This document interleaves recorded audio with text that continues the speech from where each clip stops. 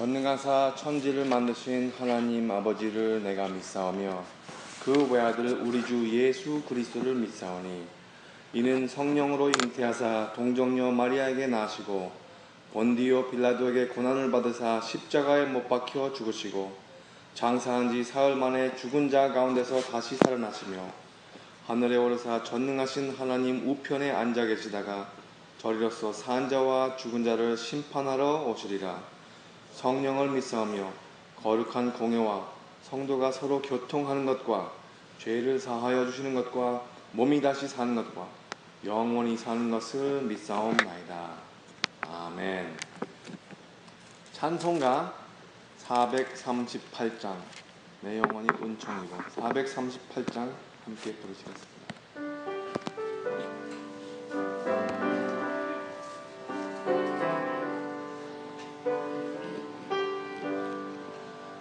내 영혼이 은총 입어 중한 죄짐 받고 보니 슬픔 많은 이 세상도 천국으로 화하도다.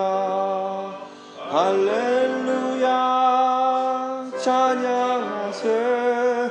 내 모든 죄 사함받고 주 예수와 동행하니 그 어디나 하늘나라.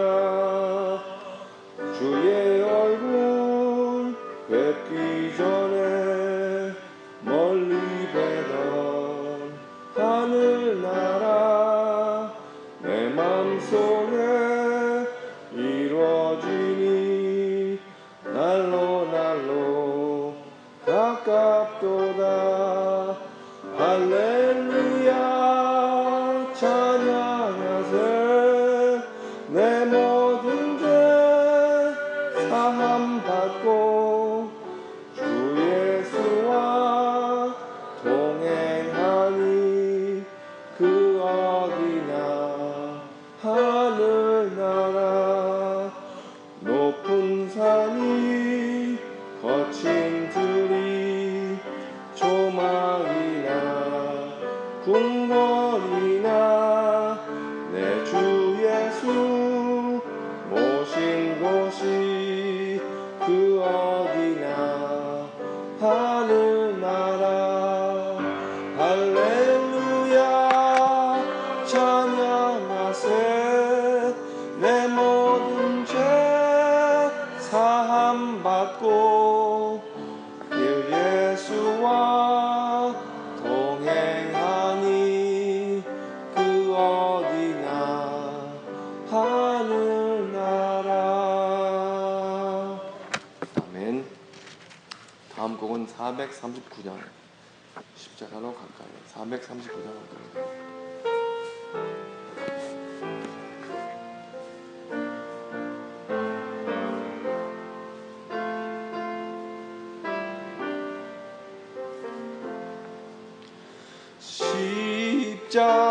십자가로 가까이 나를 이끄시고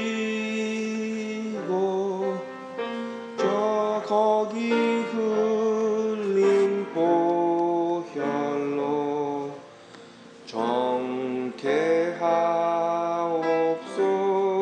정케하옵소서. 십자가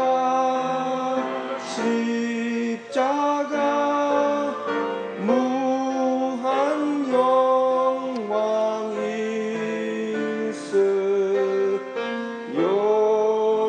요단강을 건넌 후 영원한 식 얻네.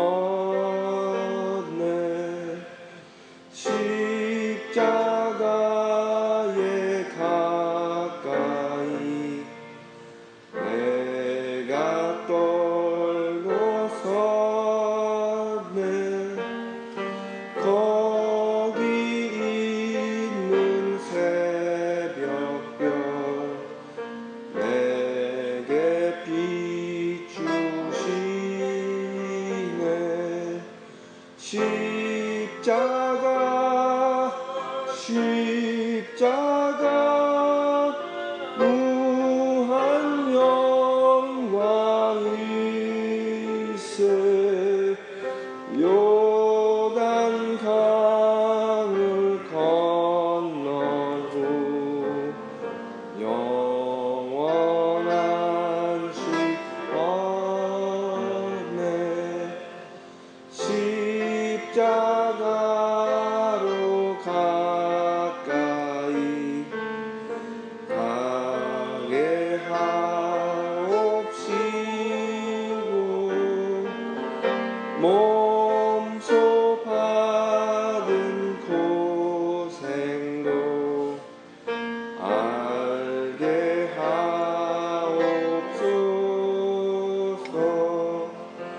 십자가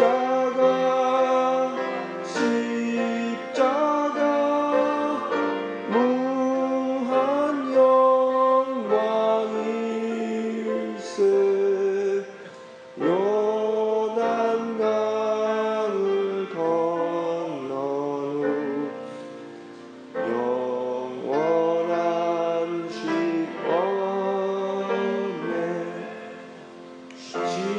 십자가에 가까이 의지하고 서서 천국 이룰 때까지 항상 머물겠네.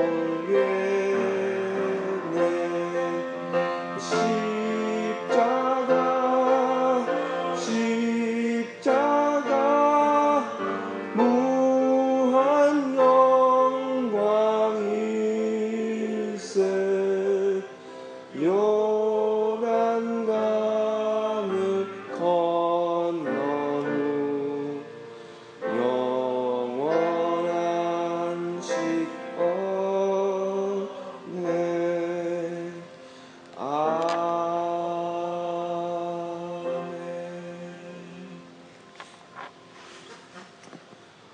오늘 본문 말씀은 로마서 7장 14절부터 25절까지입니다. 로마서 7장 14절부터 25절까지. 제가 갖고 있는 성경으로는 248편입니다.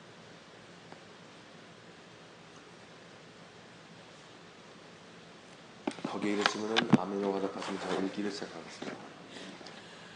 우리가 율법을 신령한 줄 알거니와 나는 육신에 속하여 죄 아래 팔렸도다. 나의 행하는 것을 내가 알지 못하노니 곧 원하는 이것은 행하지 아니하고 도리어 미워하는 그것을 함이라. 만일 내가 원치 아니하는 그것을 하면 내가 이로 율법의 선한 것을 시인하노니 이제는 이것을 행하는 자가 내가 아니요 내 속에 거하는 죄이니라. 내 속 곧 내 육신에 선한 것이 거하지 아니하는 줄을 아노니 원함은 내게 있으나 선을 행하는 것은 없노라.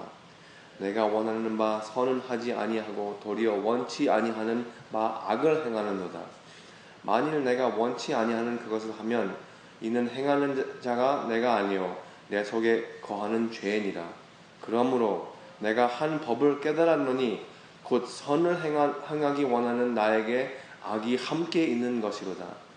내 속사람으로는 하나님의 법을 즐거워하되 내 지체 속에 한 다른 법이 내 마음의 법과 싸워 내 지체 속에 있는 죄의 법 아래로 나를 사로잡아 오는 것을 보는도다. 오호라, 나는 곤고한 사람이로다. 이 사망의 몸에서 누가 나를 건져내랴. 우리 주 예수 그리스도로 말미암아 하나님께 감사하리로다. 그런즉 내 자신이 마음으로는 하나님의 법을, 육신으로는 죄의 법을 섬기노라. 아멘. 잠깐 기도하시면서 시작하시겠습니다. 할렐루야.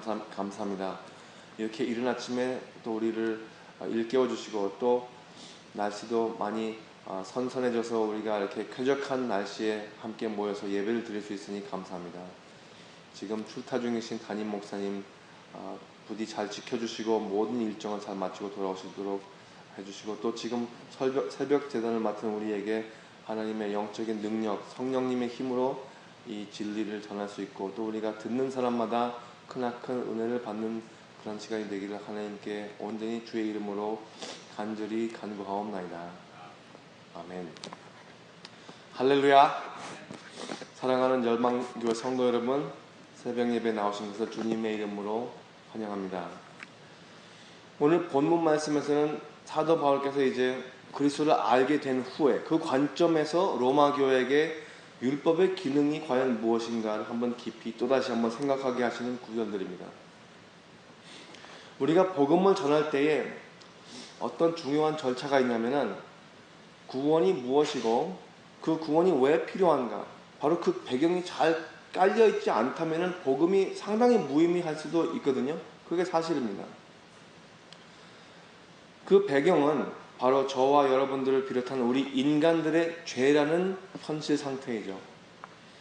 내가 살아가면서 오직 내 마음대로 살아왔고 또 거기에 충분히 만족하면서 산다면은 무슨 까닭으로 하나님을 찾겠습니까?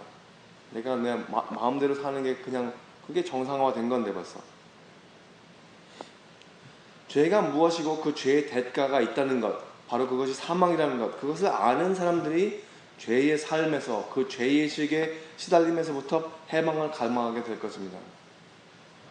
제가 풀로 신학교 다닐 때에 그 MDB 과정을 공부할 때 전공한 게 있어요. 거기서 전문적으로 좀 더 공부를 한 게 있는데 선교학. 그 당시에는 그러니까 제 전에는 School of World Mission, Missiology라고 그렇게 했는데 지금은 Intercultural Studies, 문화간 학이라고 할까요? 그러니까 뭐 비교 문화학, 인문학, 선교 역사 같은 것들을 비롯해서 이 선교사님들께서 해외로 나가서 복음을 전할 때에 이 문화라는 장벽에서 나오는 갈등들을 풀어나가는 그런 학문이었습니다. 거기서 많은 독특한 이슈들을 다루는데 우리 모든 인간들의 어떤 공통점을 찾아가는 게 복음을 전할 때 유익하다고 그렇게 볼 수가 있습니다. 한 학자, 선교학자가 있는데 웨인 다이라는 분이 초문화적 죄의 개념이라는 주제를 가지고 논문을 쓰셨는데 거기에서 나오는 결론은 이 세상에 어떤 문화도 어떤 문명인들이든 아니면 야만인들이든 어떤 문화적인 그 이상, 문화적인 이상에 현 사회가 도달하지 못하고 있다는 그 상태를 죄라고 바로 지적하고 있습니다. 여기서 염두에 둘 것은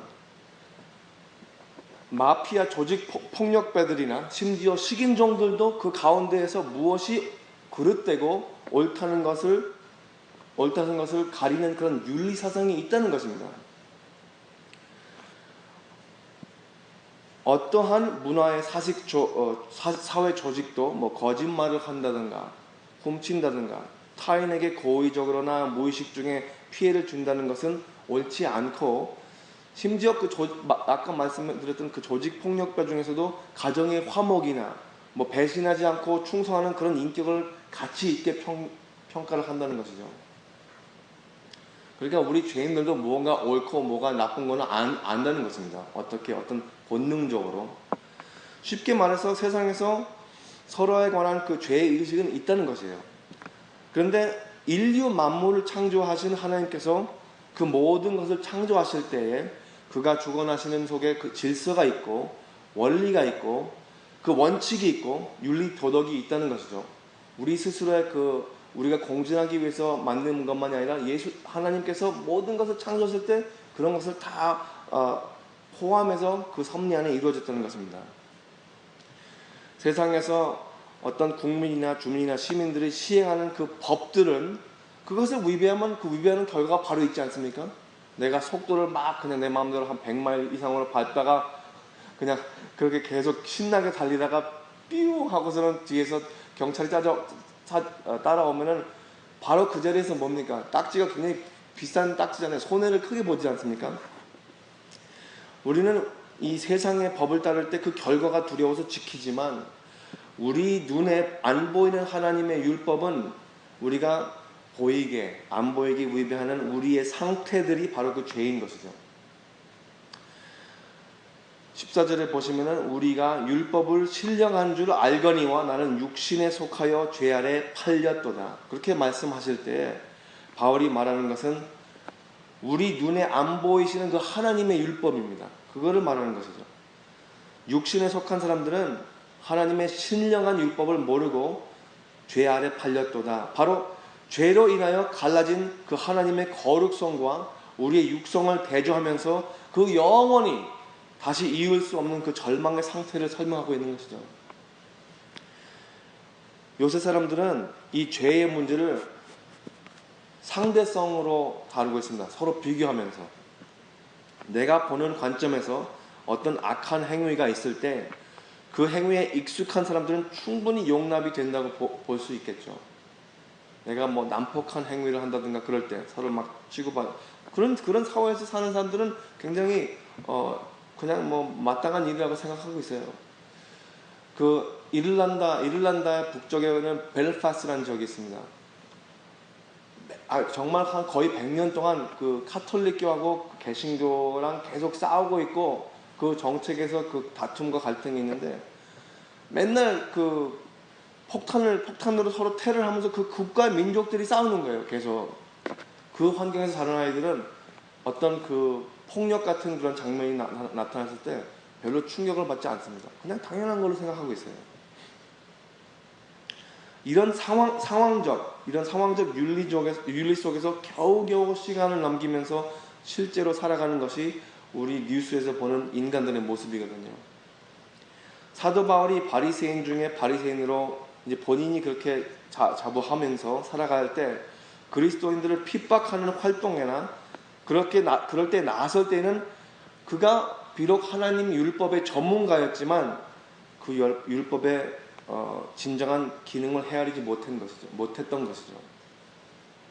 나는 육신에 속하여 죄 아래 팔렸도다 라고 그렇게 할 때 이것은 예수님을 알게 돼서 회심을 한 상태에서 이 사실을 깨닫게 된 고백입니다.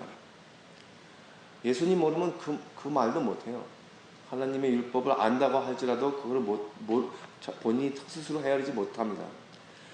율법을 지켜서 본인이 하나님의 의를 세워서 살아가는 것이 아니라 이제는 율법을 그리스도 안에서 한번 감찰해 봤더니 내 삶에는 두 가지의 원리에 사로잡힌 내가 발견이 되는구나. 바로 그것입니다. 바울이 그리스도인들을 핍박할 때 그는 스스로 나는 대단한 의인이라고 이렇게 자부하면서 착각했을 것입니다. 하지만 다들 기억하시죠? 사도행전에서 볼 때 다메섹으로 행해서 가는 그 길에서 예수님께서 직접 나타나셔서 사울아 너는 왜 나를 핍박하느냐라고 물으셨을 때 그때야만이 그 생각이 극적으로 달라지게 됩니다. 본문에서 나라고 말할 때에는 바울은 그 자신을 비롯한 모든 사람들의 깊은 갈등을 말해주고 있습니다.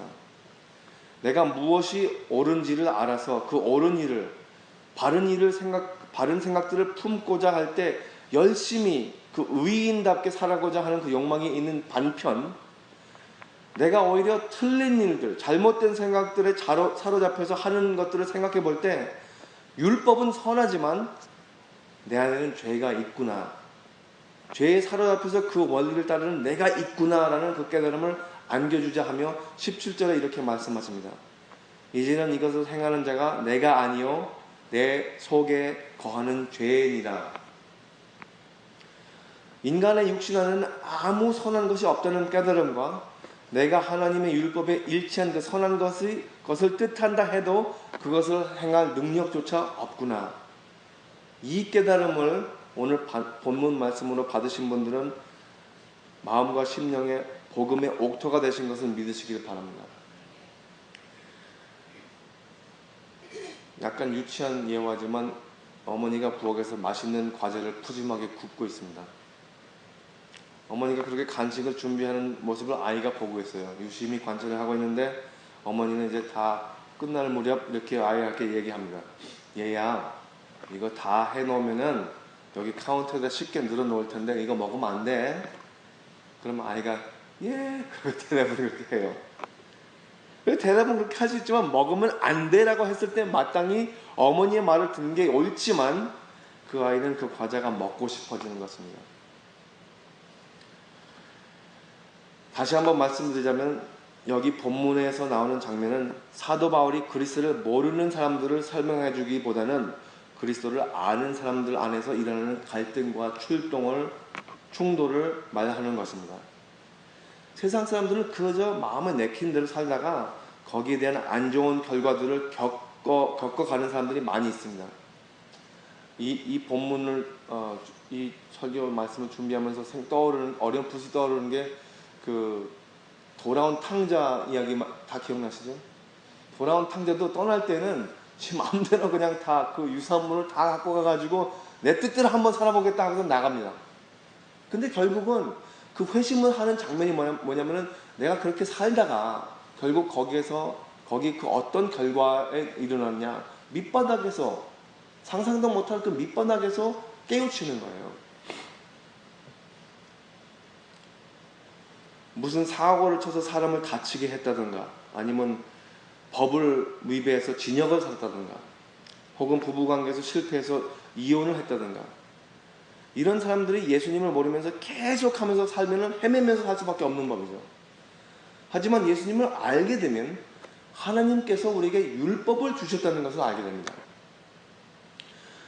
율법을 묵상하면서 우리가 최소한 두 가지를 깨닫게 되는 건데, 아주 커다랗게 보편적으로, 한편으로는 하나님이 지극히 거룩하심을 알게 될 수 있는 반편, 우리는 결국 아무리 잘 나가도, 아무리 겉으로 의인인 모양을 갖춰서도 결국은 죄인이라는 것을 알게 되는 것입니다. 교회 내에서도 이렇습니다. 우리가 이제 교회 울타리에 들어오면 어떤 안전지대에 있다고 생각하는데, 교회 내에서도 깨어있지 않으면 우리가 율법상 죄인이라는 것을 까마득히 잊어버리고 살아갑니다. 그러면서 타인을 정죄하는 거죠.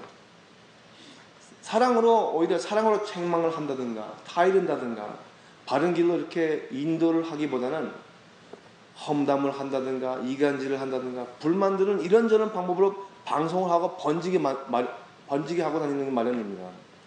이게 우리가 깨어있지 않은 상태에서 일어나는 현상이죠. 우리가 이런 일들을 하나님께서 보시기에 그릇된다는 것을 알면서도 우리 스스로가 이런 무익한 일들을 싫어하지만, 우리가 이렇게 스스로 하면서도 싫어하는 거예요. 싫어하지만 우리를 끊임없이 그런 방향으로 이끌어간다는 그 죄가 있는 그 사실을 사실 우리가 본문 말씀에서 다시 한번 떠오르게 하는 것입니다. 왜 매일같이 40분 동안, 최소한 40분 동안 성경책을 읽어야 되겠습니까? 우리는 계속해서 잊어버리기 때문에 그걸 계속해서 다시 떠오르고 그렇게 해야 되는 거예요. 그 죄의 습관이라는 게 무서운 거죠. 하지만 그 하나님의 구원을 받은 자들은 그냥 맴돌면서 헤매는 것이 아닙니다. 예수님이 있기 때문에 방향을 제시해 주는 거예요. 방향이 있는 사람은 그 방향을 마땅히 향해서 걸어가야 되는 것이 아닙니까? 그냥 그 자리에서 맴도는 게 아니에요.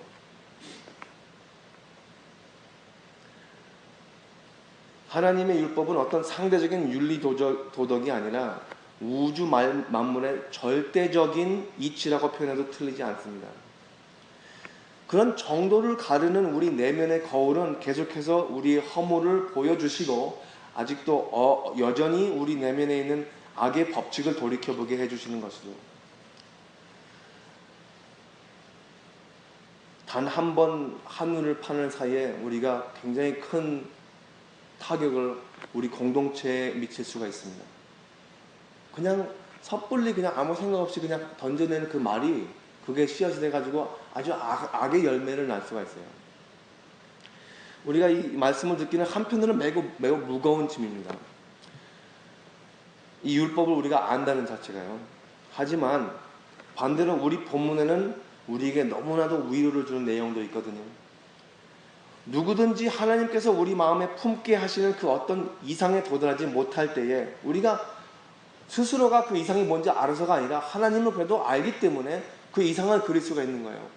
우리의 희망사항, 내 모습이 지금 여기까지밖에 안 되는데 내일은 이랬으면 좋겠다. 그 표를 하나님께서 남기신 거거든요. 나는 왜 이러지? 그렇게 내 스스로 책망할 수 있는 그 갈등, 그리고 내일 같으면 더 잘해야지. 오늘 바로 내가 더 잘해야지. 그렇게 다짐을 했을 때 그게 왜 그리 잘 안 되는지를 사도 바울 자신도 그렇게 말씀해 주잖아요. 사도 바울이 그렇게 말씀해 주시는 거예요. 영적 전쟁의 바로 출발지, 그 출발점을 이야기해 주고 있습니다. 우리가 영적 전쟁할 때 뭐 막 저들을 뭐 이를 부셔주십시오 막 그렇게 막 남들을 원망하면서 기도할 때가 많이 있는데, 사실은 우리 타인들의 잘못을 지적하기에는 익숙하지만 이 예수님을 묵상하는 사람들은 자신의 이 양면성을 더욱더 깊이 생각하게 되거든요. 우리 속에는 아직도 죽어야 할 그 육에 속한 사람이 있습니다. 그걸 매일같이 죽게 되는 거예요. 성질이랍니까? 그 성질을 주게 되는 거예요. 성질을. 사도 바울은 복음이 살아있음을 우리에게 오늘 아침에 안겨주고 있습니다. 내 심중에 하나님의 율법이 즐겁다 해도 내 지체의 또 다른 법이 나를 사로잡아 끌어내린다. 이거를 지금 밝혀주고 있는 거예요. 이게 우리 상태거든요. 이것을 아는 상태가 정상적인 것입니다.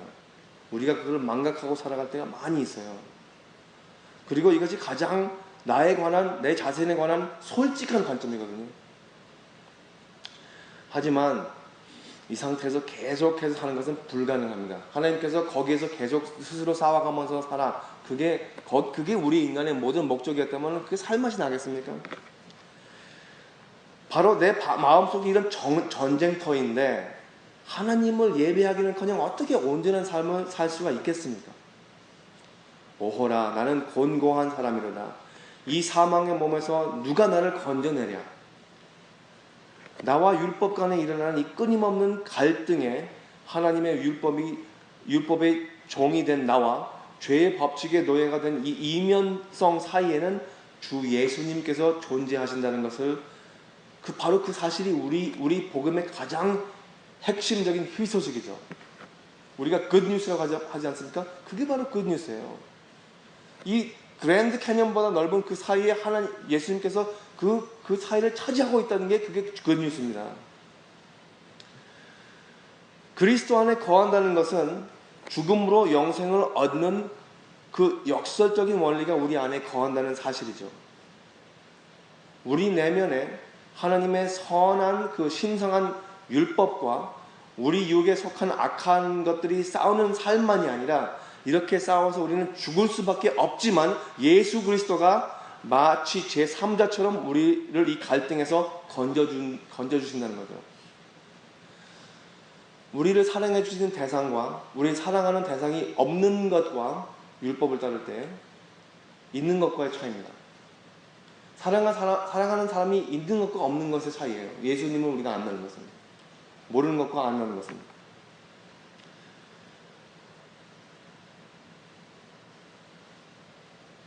하지만 예수님은 그 제3자로 머무르실 분이 아닙니다. 예수 그리스도가 주인이 되셔서 우리 내면을 지배하시고 다스릴 때에는 우리는 율법에서 요구하는 것들보다 훨씬 더 오히려 더 잘할 수가 있습니다. 우리가 율법 볼 때 이거는 뭐 불가능하다 그렇게 생각하잖아요. 근데 그것은 하나님의 의도가 아니었습니다. 율법을 월등히 뛰어넘는 것을 하나님께서 원하셨지, 이거는 이스라엘 민족으로서 최소한 미만의 그 requirement를 지키는 거지, 예수님을 보내신다는 것은 그거는 그 미만에서 최소한 거기에서 맴도는 게 아니라 훨씬 더 너 이렇게 걷는 것보다 날아다니라고 그렇게 하나님께서 우리에게 날개를 달아주시는 거예요. 우리가 율법을 지키지 못하는 경우가 많죠. 하지만 오직 율법을 지키는 것이 우리 삶의 목적이 아니라 율법보다 훨씬 더 월등한 주님의 사랑을 목격하는 것이죠. 세상에는 특별히 우리 미국이라는 선진국이라고 인정을 받는 우리 미국 나라에서는 아버지나 어머니, 부모님들이 자식을 그냥 내버려 두지 않도록, 태만하지 않도록 세운 그 Child Protection Law들이 있습니다. 그런 법들이 있죠. 뭐 몇 살까지 뭐 집에 혼자 내버려두지 말고, 뭐 학교에 보낼 때 뭐 최소한 복장과 뭐 위생 같은 거 지키고, 뭐 밥을 제공해서 먹여야 되고, 하여튼간 그 집안에서 위험한 환경에서 살지 못하게 그렇게 부모님에 대한 그 책임을 안겨주는 그런 규정들과 법이 있습니다. 그래도 가끔가다 뉴스를 보면은 아이들을 쇼핑센터 주차장 떼약 끝에 자동차에다 놓고 뜨거운 날에 그냥 가둬놓고서는 잠깐 나갔다 오는 사이에 아이들이 두뇌 사상, 심지어 사망하는 사건들이 일어납니다. 어떠한 민법들도 그 부모들을 훌륭한 부모로 만들지 못하거든요. 어떠한 율법들도 하나님의 자녀를 만들지 못합니다. 그런데 예수님께서는 그렇게 하시거든요. 예수님께서는 그렇게 하세요. 영어로는 우리가 이런 말이 있어요. inspiration. 예술을 하시는 분들은 알 거예요, 아마.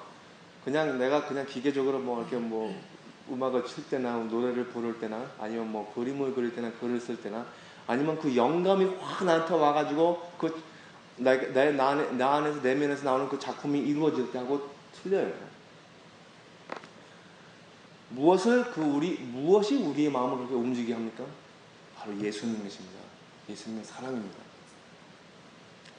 율법을 초월하게 하는 것이 예수님의 사랑이거든요. 오직 예수님으로 통해서 우리에게 그 갈등을 감당할 만한 힘이 생기고, 율법으로만 우리가 그 반편으로 또 율법으로만 우리가 예수님의 절실히 필요하다는 사실을 알게 되는 거거든요. 율법을 봐야지 내가 예수님이 필요하구나. 말씀을 묵상하시면서 율법의 정죄함만이 아니라 예수님의 그 뜨거운 사랑을 또다시 새롭게 맛보시는 오늘 하루가 되시기를 주님의 이름으로 축원합니다. 기도하시겠습니다. 할렐루야. 감사합니다. 우리를 그렇게 깊이 사랑하시다 우리가 믿음의 공동체로 살 때에 질서를 잡아주시려고 우리가 서로 해를 주지 않고 서로 보호하면서 살아가라고 율법을 주시는데, 이것을 참으로 남용할 때도 많이 있고 우리 스스로에 적용하는 것이 아니라 오히려 남한테 정죄를 할 때 그런 도구로 쓸 때가 너무 많습니다. 그렇게 안심해서 예수님을 직접 보내주시지 않으셨겠습니까? 하나님, 우리가 매일같이 살아계신 예수님을 찾고 예수님의 음성을 들으려고 귀를 기울이고, 또 우리가 억울할 그런 상황 때나 우리가 분할 때 우리가 타인으로 받는 그런 타격이 있을 때 우리가 스스로 그것을 막 악으로 갚으려고 하지 말고 주 예수님께서 우리 마음을 타일러 주시고 위로해 주실 때에 그 우리에게 향한 용서를 이웃에게 할 수 있게 하여 주셨고, 또 우리 스스로가 부족하다는 것을 인정하면서 그 마음의 감사를 놓치지 않게 하여 주시옵소서. 하나님 사랑합니다. 하나님의 사랑을 우리도 잠시라도 망각하지 않고 그것을 의심치 않게 우리를 성령의 충만함으로 지탱하여 주시옵소서. 우리 열방교회 크나큰 부흥을 계속해서 꿈꾸고 있습니다. 우리 모든 성도님께서 정말 주님을 정말 깊이 사랑하는 마음에서 우리가 그 기쁨을 누릴 때에 우리가 또 다른 전도를 안 해도 사람들이 다 그 활활 타오르는 우리 마음의 불을 바라보면서 사람들이 모일 것을 믿습니다. 우리 주변에 있는 많은 한국 사람들만이 아니라 주변에 이 아리조나에 있는 모든 시민들이 이 열방교회에서 일어나는 모든 놀라운 역사를 보고 하나님의 구원에 이르는 그런 역사들을 우리 지체로 우리 몸과 마음으로 통해서 이루어지게 하는 그 크나큰 열방교회 역사를 허락하여 주시옵소서. 담임 목사님께서 지금 출타 중이신데 중국에서 일정하신 그 모든 선교 일정을 잘 맞추시고 무사히 돌아오게 하여 주셨고, 또 우리 교회에 있는 모든 지도자들, 그리고 또 머지않아 떠나실 그 김봉태 장로님과 박신임 권사님을 위해서도 기도드립니다. 그분들의 마음의 준비가 되고 사랑하는 열방교회에서 뜨거운 기도의 후원으로 보내줄 것을 갈망하는데 우리가 모여서 그렇게 뜨거운 기도를 하게 해주시옵소서. 그분들이 그 연노한 나이에 먼 길을 다녀오시는데 모든 선교 일정, 하나님의 일정을 잘 맞추고 올 수 있도록 지금부터라도 그 영적인 무장을 시켜주시옵소서. 이 모든 것을 사랑하는 우리 주 예수님의 거룩한 이름을 받들어 기도드렸사옵나이다. 아멘. 자유롭게 기도하시다가 각각 삶의 현장에서 크나큰 승리를 이루시길